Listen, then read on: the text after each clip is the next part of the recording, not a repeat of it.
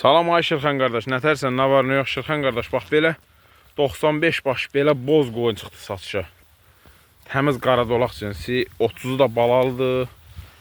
Allah bərəkət versin, maşallah maşallah. Balalardakı bax belə, yəni körpəsi yoxdur, olanlar bunlar. İçində 5 dənə də qoş var.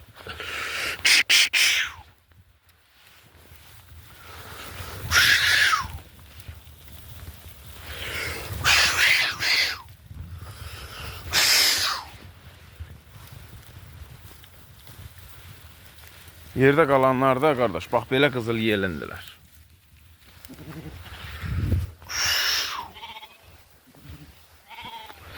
Hay qoy, nereye getsən? Bunlar hələ doğmamış şişəklərdir. Onlar da yelinədir.